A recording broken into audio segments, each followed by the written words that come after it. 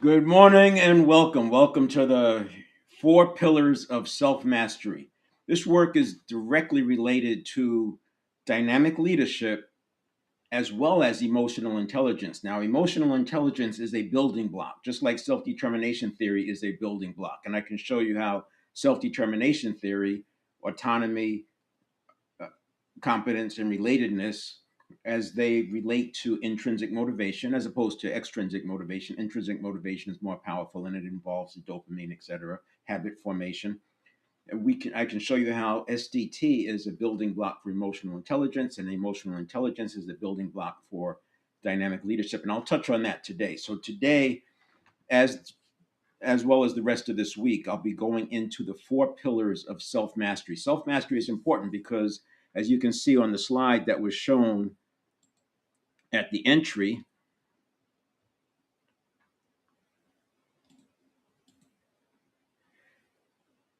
you have self awareness, self management, and relationship management. Now,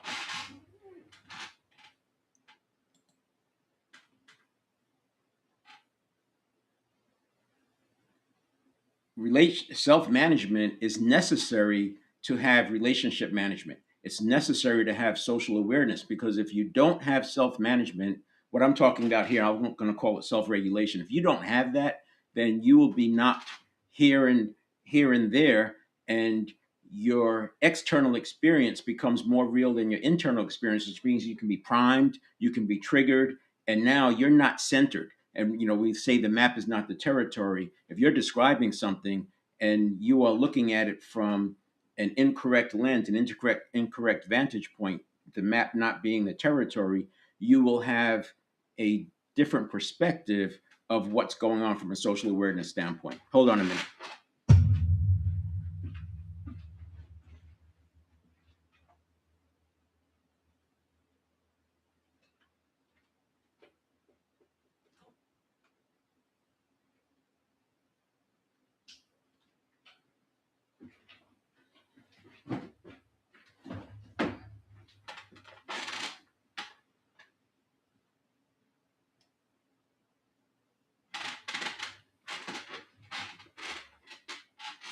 All right. So again, I'm sorry for that interruption. What this slide, the four pillars of emotional intelligence, is illustrating self awareness, self management, social awareness, and relationship management. And for this conversation today, four pillars of self regulation, what I'm talking about is self awareness and self management. It's actually mastery, self regulation, mastery, and I'm encompassing those two because if you can't get a handle on the top two, then the second two, social awareness and relationship management, will be based on false premises, which is going to lead to outcomes that you don't want. Now, what I'm going to talk about today is a major distinction. So the four pillars have to do with knowledge, habit management or habit mastery, state mastery, and then forgiveness. And I'm going to explain each of those. And I'll be talking about them for the rest of the week, but each time coming at it from a different dimension.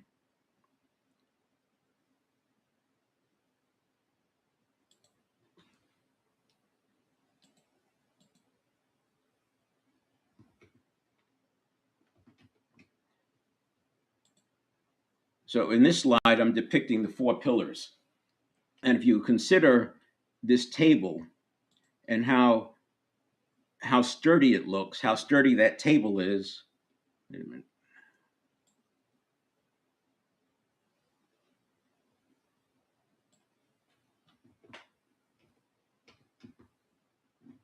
Here we go. I love how things look different once I get live. Half of it is it's real, and half of it is just my imagination. All right, now the that four-legged table is very sturdy. I often talk in three. I talk in sevens, and that's because the mind can hold 7 to 9 chunks of information at a time, and seven is a good framework, a good foundation to build a framework from because I can keep all seven concepts in my mind at one time as I'm exploring others, and that's why I can relate the unrelated. So 7 works. If I had 13, it would be too much to keep in my mind. If I had 3 or 4 or 5, I may not be able to achieve MISI, which is mutually exclusive, collectively exhaustive.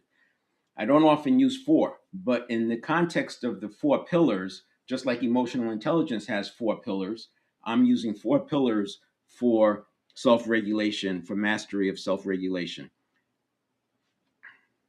Now, just thinking about using a table to stack things on, let's say this is your life design, what you want in life, you can stack it on a one-legged table, but you can see there's risks here as it can easily tip over. You can stack it on a two-legged table. It may be very sturdy, but it's not going to have a lot of strength this way, back and forth this way. It's going to be very sturdy this way, but not so much over here. So the reason I'm using these illustrations is because when we're calm and everything is in control, a good day of a good week, most of our strategies work. If they didn't work, we probably would have fixed them. But that's on the conscious mind side. When you get triggered, when you're having a bad day, or when you're having a bad week, and even worse, a bad day and a bad week, now we're hyper, where we are biased towards fight or flight. And when we're in fight or flight, it's much more difficult to focus and engage. Focus and engage, we get to tap into what we know. I often say to know and not do is like not knowing. When you're triggered, it's harder to tap into what you know. So we have to make what we know into a best practice and make it automaticity. And this is why we go from not a one legged table. This would be knowledge. This would be knowledge and habit mastery. But in order to have habit mastery and rely on it, you need state mastery, because if you get into an unproductive state, even though you understand how to control your habits, you can still things can still go awry. And that's why I have the 4 pillars. So one is knowledge, 2 is habit mastery, and I put them in this order specifically because state mastery, if I talk about state mastery before you understand habit mastery, this becomes out of reach, because state mastery, as I'm going to talk about, is a construct, whereas it doesn't talk about how to actually change it. And this is important because there's many, many things that people believe are not available to them when it comes to changing habits. So we have knowledge, habit mastery, state mastery, and then forgiveness. And forgiveness is in there because, and as I'll get to it, it's easy to associate a relationship today with trauma that happened in a relationship in the past. And then we get triggered not because of something that happened today, but because of what it associated to from the past. Now, this is not mental health. I'm talking about business. I'm talking about emotional intelligence and dynamic leadership, and how we can show up as the best version of ourselves so we can have high performance organizations. Now, when I use the word trauma, there's little t, right? Small things. If someone you cared, who you loved, knocked your ice cream cone out of your hand and it fell on the ground, and you're there as a 3-year old crying, and they made fun of you, that could be a form. It's not trauma like the a person receiving harm, but in terms of that person feeling like they can't trust who they love, that can have an impact on future relationships. So we have to make sure that we have forgiveness. I'm kind of spilling my candy in the lobby there, but I wanted to just point that out. Now, here is the knowledge one. This is the first one, the first pillar. I like to say that, as you said, knowing is not doing, and to know and not do is to not know, or like to not know.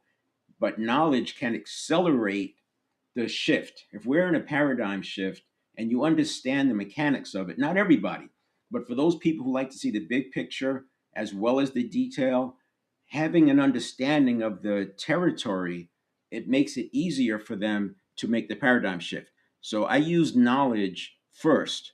Now, this is the 7 performance areas. 7 performance areas starts with mental. Mental is the foundation, and that's what we're talking about. So, in the knowledge side of it, there are some things we have to understand. One, we have to understand that we don't have to do anything. This model is based on the fact that a couple of things.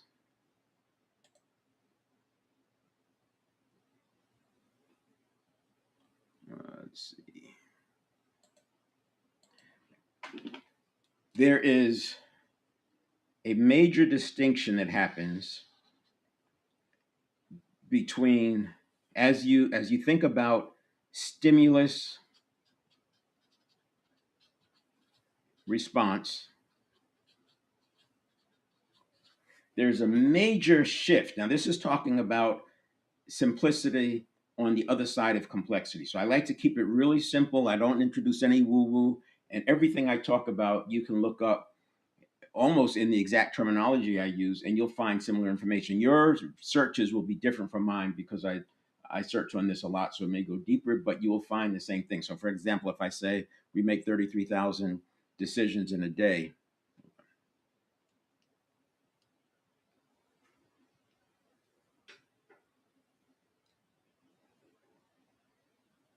if I say that we make 33,000 decisions in a day, and you look that up, how many decisions does a person make in a day? You're going to find that same thing.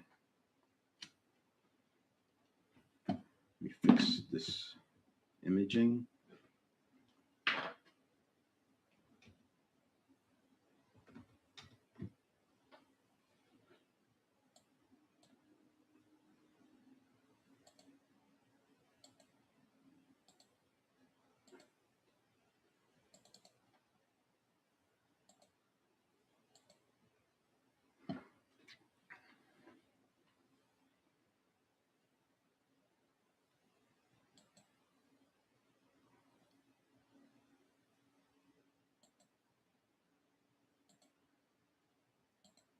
All right.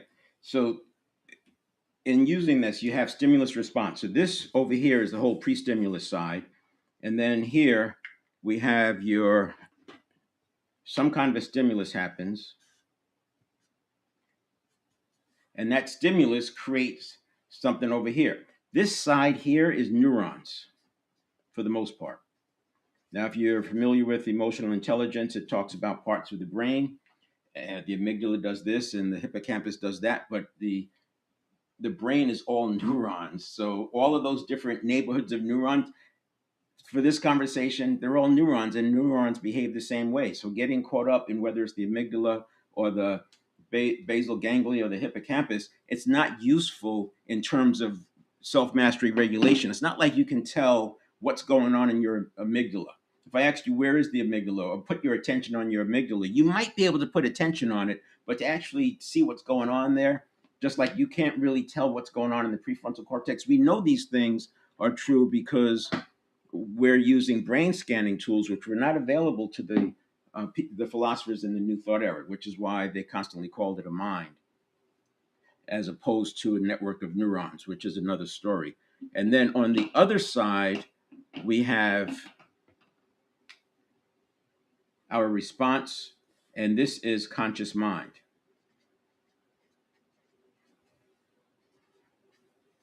And this is huge. If a person doesn't understand this, they're going to keep going back through a loop. It's very similar to how Copernicus thought that or stated that the Earth revolves around the sun, and he was on his deathbed. They threatened to kill him, but he was already on his deathbed. Galileo was silenced. He was the other one you hear about, Copernicus and Galileo. Galileo was silenced, and Bruno, if I recall correctly, not if I recall history, he was killed. He was actually burned at the stake. So one of them did get burned at the stake. The other two did not. One died before they were able to. It's very similar to that. If you see that there's a difference, that over here you have neurons and over here you have conscious mind, you can also then surmise that over here these are data points, and over here we have constructs. So an example of a construct would be personality, confidence, and over here the data points that lead up to it would be repetition, for example, acting courageously over and over,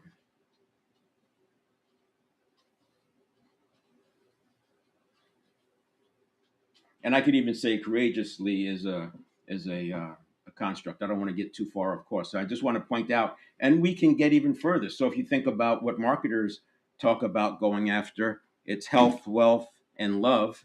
And if you look at wealth as a construct, and this is a simple construct, this is a complex construct, as is love.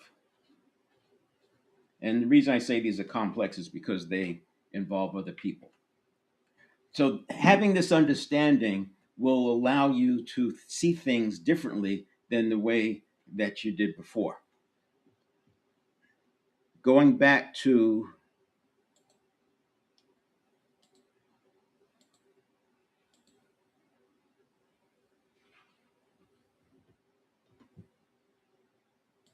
Going back to the seven performance areas, mental, that's the basics that we use in mental. There's seven performance areas. The next one is physical, and these are in our control. Mental and physical are in our control, as is spiritual and emotional. So the first four are in our control. And physical, that I don't want to go too deep into it, but this has a lot physiology, which is what I covered previously. Physiology has a lot to do with our outcomes. Physiology has a lot to do with our data points. And physiology also helps us understand this distinction between the neurons and the conscious mind because, for example, most people have heard the term and probably used the term muscle memory.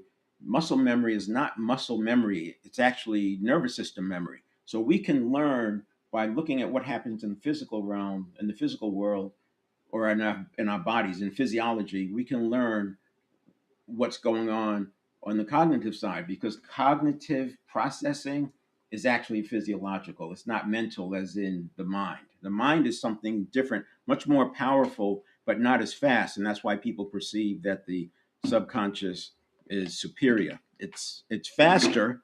It can handle more information at one time, but the mind can relate the unrelated. The mind can think. The mind can come up with concepts. The mind can design in the field of infinite possibility. And then we have relationships. Uh, these four are in our control. I call emotionals like the gateway to the others. So relationships, and the next one would be professional. And these two involve other people. If you don't have a handle on your emotions, you can very easily be hijacked. If you're hijacked, you're likely to impact trust, you're likely to impact deals, and that's going to hurt you on the professional side. So we have to have a handle on this. This is where agency lives: the mental, physical, spiritual, emotional. And when I work with a client, I talk about running laps around these four because we want to keep building on them. And it's not just building on them in a vacuum. I don't like to be in theory, I want to be in practicality. So what we do is we reach out to things that they couldn't do before, reach out to things that they were afraid of. We start 10xing their goals and things like that to trigger them. We want to trigger them into fight or flight to understand their map of how they go into fight or flight so we could rewrite it. And instead of going to fight or flight, we go to focus and engage. And I'll talk about that when I get to habit mastery. And then the last one is, and the seven performance areas, I talk about it as financial, but in practical terms, working with clients, etc., I like to think of it as more as outcome because if you look at what a person wants and they say, I want, you know, $10 million, and you say, what are you going to do with that? Why do you need the 10 million? You go why 7 or 8 or 9 times deep, you'll come out with the outcome that they really want. They don't want the financial, they want what the financial could get them. And often that's closer within reach than the financial goal, and they could start living it today. They don't have to wait until sometime in the future when they have $10 million. They can start living that outcome today and moving towards it. So that's the mental part. I should say, the knowledge. So this is all under knowledge. I start with the seven performance areas, make sure we have an understanding and a common language. And that way, in real time, as things show up, we can make adjustments. We could point to possibilities and build strategies that make sense. Then the next one we have the next pillar is habit mastery. And I go to habit mastery before I go to state mastery because I just drew a line between neurons and the conscious mind. And now I want to draw a line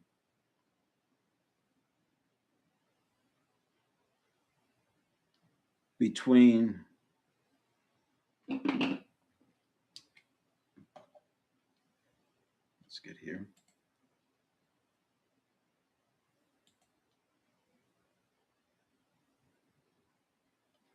So we have that line was the sequence of what's going on in a habit action. So in a habit action, the stimulus happens, the reaction happens, the consolidation of it, and it hands off to the conscious mind. So you go from it goes from a signal that's going through the neural pathways, an energy signal going through the neural pathways, to the conscious mind, to something, a thought that can be perceived by the conscious mind. So this is sequential.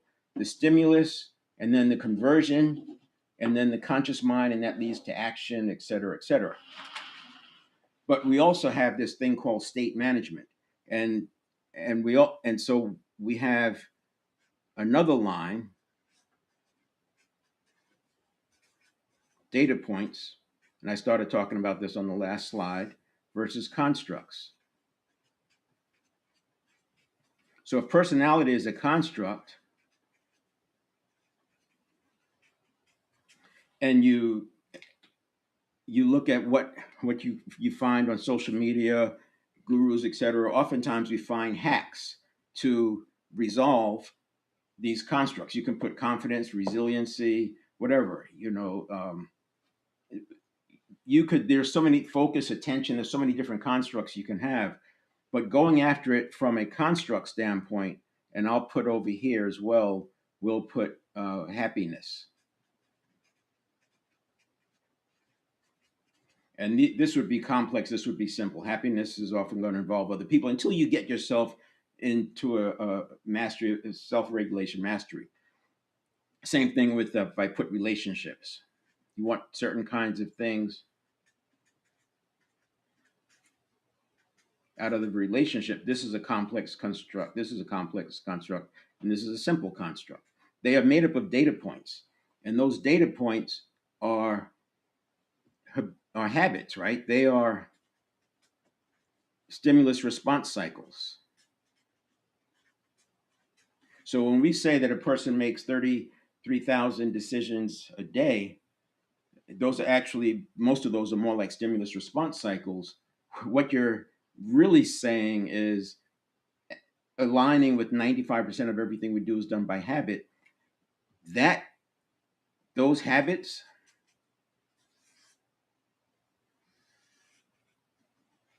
statistically lead to personality.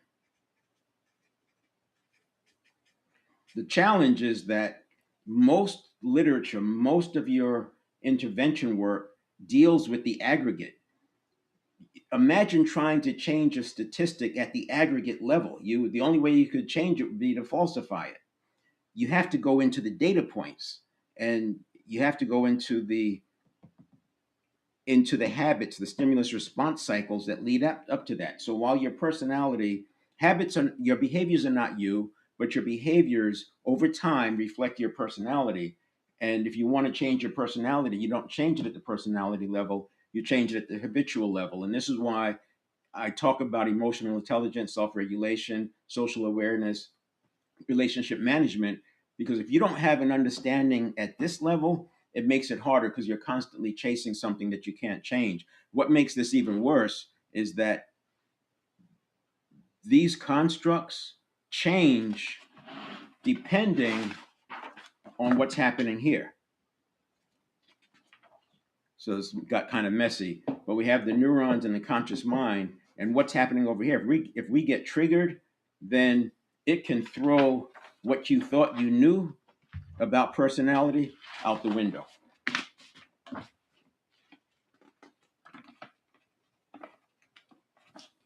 All right, now go back to the slides. And that's habit mastery, conditioning and automaticity, what runs by default under pressure. So I often talk about a bad day of a bad week. We want to perform. We want to change the knowledge into automaticity. So if 95% of everything you do is done by habit and you're focused on learning more, the incremental impact is going to be very small because knowledge is only 5% of what we're doing. And increasing that knowledge by a large amount, you're still only increasing the 5%. Whereas if you can move it into automaticity, now we're impacting the 95%. So small incremental improvements on a percentage basis of the 95% turns into major changes, which is why I focus on the automaticity. Next, we have the slide of the automaticity. And I'll go into more detail on this because it's actually 7 phases. But to simplify it, there's a pre-listening stage that happens even before any stimulus happens. So this line right here is the stimulus line. This is where the stimulus comes in.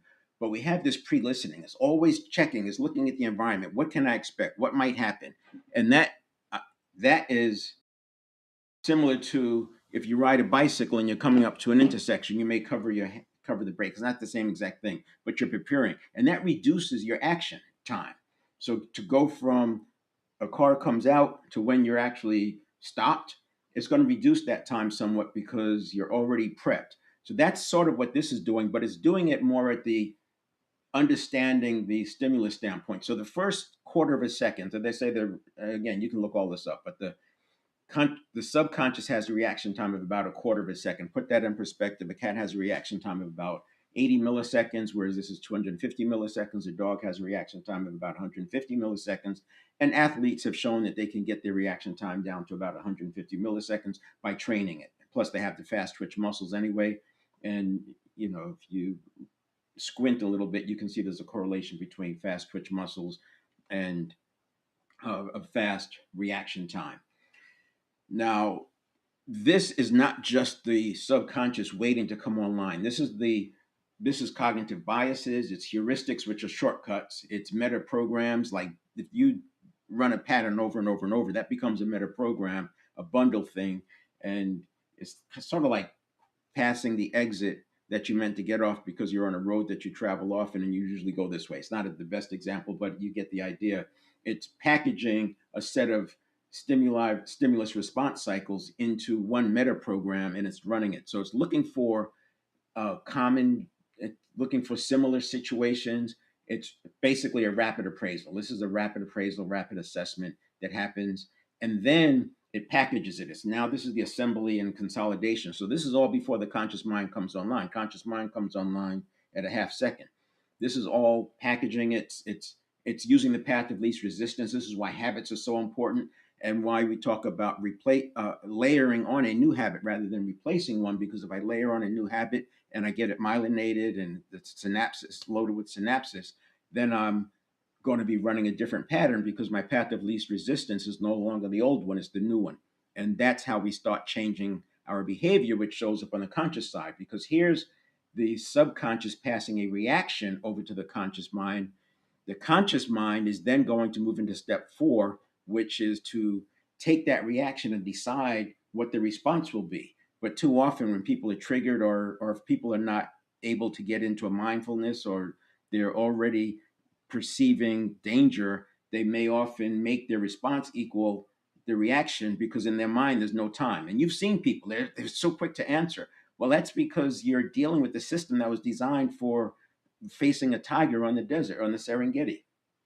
And you don't need that kind of speed. The difference between 2 or 3 tenths of a second in most instances is not going to change. You can be very thoughtful and spend just a few seconds thinking. And if you're giving some body language, people know you're thinking, it's like, yeah, it's 2 seconds is nothing. So anyway, this is the habit mastery. Let me pull up this other view.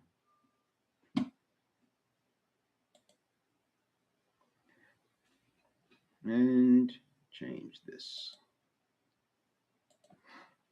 So the idea here is, again, on the knowledge side, understanding this, but then in the workshop, what we do is we go through practices so people actually can experience. I want people to experience the first 250 milliseconds, the second 250 milliseconds. I can get you to experience this. I can't get you to experience what's going on in the amygdala. I can't get you to experience what's going on in the hippocampus, but I can definitely show you with exercises that you do what's going on in the pre-listening phase, what's going on here, and I can also demonstrate how priming changes this, how cognitive bias changes this, how pre-listening changes this, how mindset changes this, and I'm saying this being the response side action step 4 over to getting back to a state. And I can also show you how state changes this. So all of those things are accessible to us. We do that in the workshop. So in the workshop, it's the same kind of information. We go a little deeper. We talk about the levers that you can actually use, but more importantly, you're experiencing them at the small scale and then using a sequence to be able to build your confidence and strength. But a big thing that we do is right in here, we use what I call a positivity exercise. And in that positivity exercise, and I'm generalizing here, but we go from the subconscious or the network of neurons perceiving that 80% of the stimuli are danger or threats.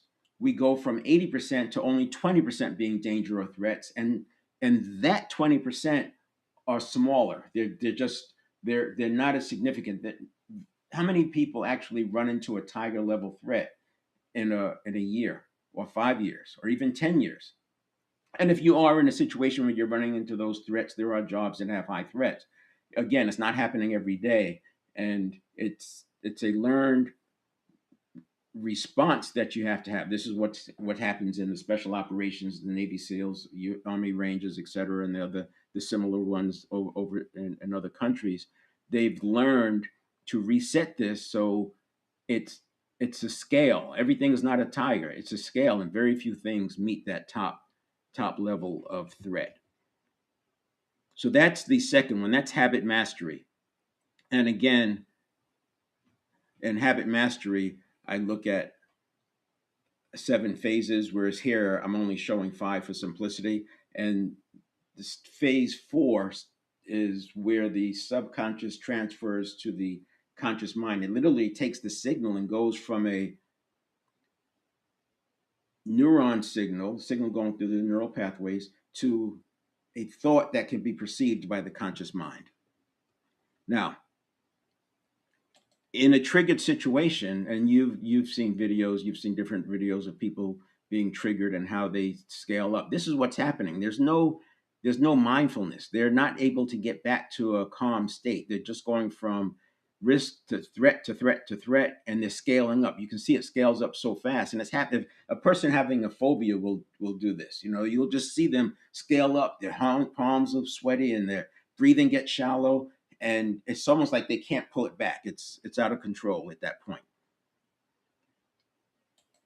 So this is the next one. This is your state mastery, and in state mastery is real time agency. This is the key to agency, is having the state. So if you were to look at these two examples over here in this triggered situation, agency looks like, after this is happening, we come back to a mindfulness state. We put this on pause. We put that next conditioned reaction on pause. We get back to a mindful state. Now we're calm again. And if you can do that within 90 seconds, it's not a neurobiological event. It's energy in motion. You can get back on track.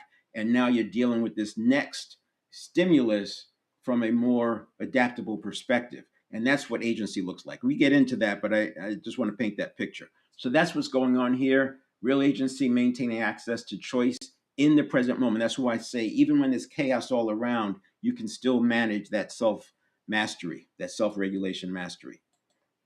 So here's the example in another view. You have pre stimulus, conditioned reaction, response. And this response leads to the next pre stimulus. And this happens 33,000 times a day on average. And In the model, this response is actually a return to mindfulness. So now we're back to mindfulness before that next conditioned reaction happens. But in the example I just showed you, this gets thrown out the window and it goes from conditioned reaction to reaction to reaction to reaction. This is also why I say you don't want your response to equal the reaction. So, looking at it a different way, this is the no longer the triggered view. This would be the agency view. So I would change that at the top. And self regulation happens in steps 1 and 2. High heart rate variability. The higher heart rate variability, the more discipline, the more willpower. And then over here, you have uh, response, action, and mindfulness. This would be steps 4 to 7 that return to mindfulness. And then it happens again. So now you're no longer having that scaling, that spiraling, the anxiety spiral that happens. And then here is the 7 steps. So this is the all 7 steps. So this is that conditioned reaction I was talking about. This is where the scaling happens. And this is the line between neurons and conscious mind. It's not this whole slide because this is conscious mind, this is conscious mind. But in the conditioned reaction, this is where that line is. That line is right through this step. So on this side of step 3, you have neurons. On this side of step 3, you have conscious mind. And there's a blend, of course. And then you have full conscious mind over here, which is your response. And what I was illustrating is that when under stress, this can get collapsed. So while I talk about the 7 phases of a 1 second model, when you're triggered, this can get collapsed into, yeah, a half a second. In a phobia, you'll see that that's happening in a half second. So you see those lines, they get collapsed. These are the 7 phases.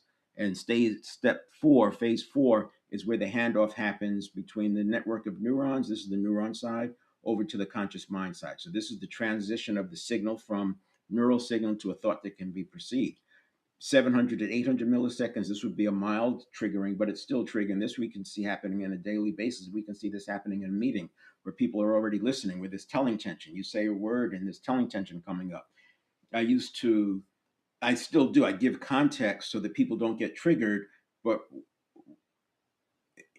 in retrospect, sometimes giving context also triggers them. So you have to be careful of the words you use, even in giving context. So you can't give context for the context for the context, but you can choose your words carefully as you give context, because otherwise, bringing something up will cause somebody to get triggered, and you don't know what it's going to be. So you have to be very judicious about your words.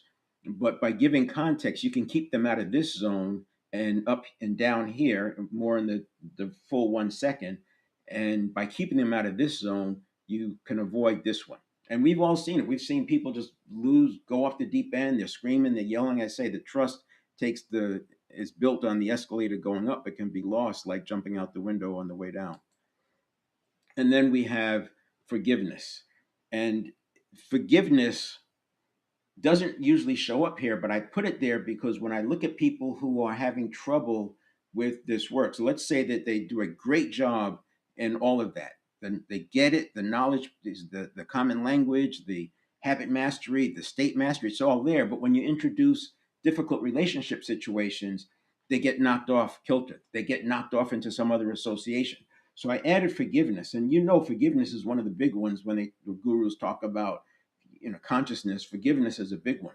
I put it here because we have to forgive ourselves and we have to forgive others, and in doing so we close those wounds. Again, this is not mental health, but we close those wounds so they're not able to be triggered as easily. If you have a difficult emotion, an uncomfortable emotion, and you try to suppress it, it becomes a neurobiological event. It gets lodged into your network of neurons. If you let it pass through like energy and motion, it's gone and will be gone in 90 seconds. It doesn't stick. But if you get it to stick, and that's what happens to a lot of this little t, like I was using the ice cream cone example, this gets lodged into the network of neurons and it's available to be triggered. Most people have experienced seeing something, hearing something, and automatically being triggered into something from their childhood. So that can happen with this relationship thing too. So I want to forgive people to have to forgive themselves, forgive the other person. And oftentimes somebody will say, I'm not going to forgive them. There's no way. It's too much pain, blah, blah, blah. But if you look at it from the standpoint of you have forgiveness, that doesn't mean you have to forget. Now, I also don't suggest bringing it up all the time because that's going to just find new wounds to tap into. But there's a middle ground. You can forgive and set boundaries. And then if boundaries are a continuum, so you go from boundaries that I put on myself, I'm not going to that place anymore. If I'm not going to drink alcohol at that place anymore, that could be a boundary.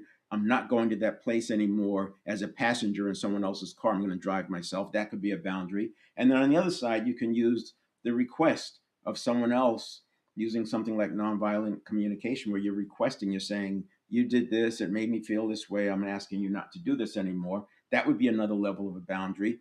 And another boundary might be you're just not going to spend time with them anymore.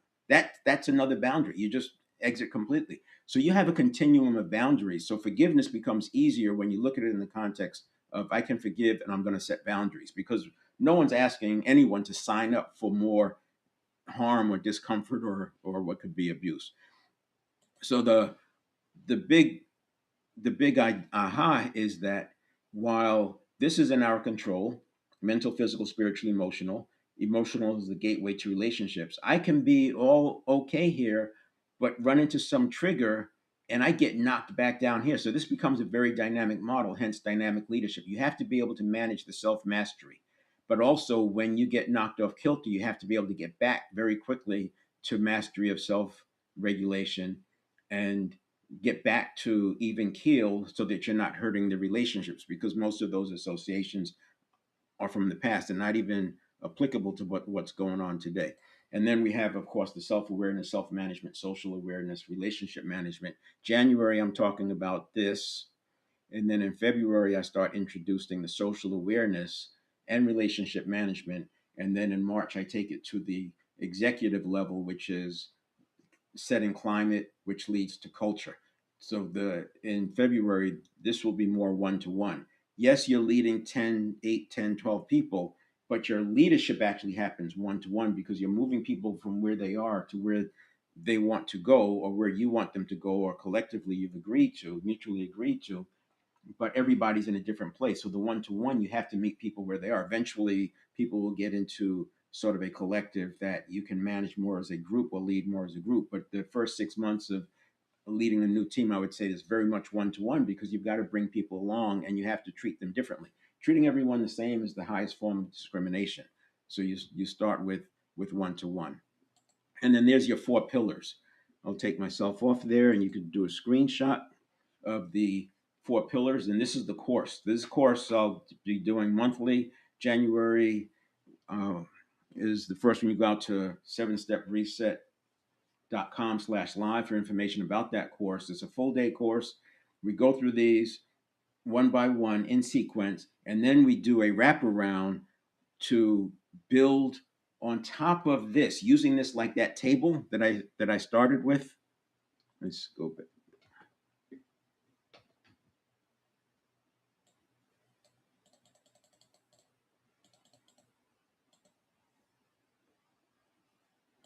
Using this like the table, we then get to build your life design on top of it. It becomes a strong platform for your life design. And we take that life design, we work it through. And this isn't all done in the workshop, this part. It's the on ramp. We build the on ramp, and then we challenge you to look at it from a 10x standpoint. So you start off by saying, okay, I can handle this. This is I can handle XYZ. We go through the process through the 4 pillars, and then we relook at that and say, what does that look like if it's a 10x? And we turn that thing that quest, and look at it more as an on ramp.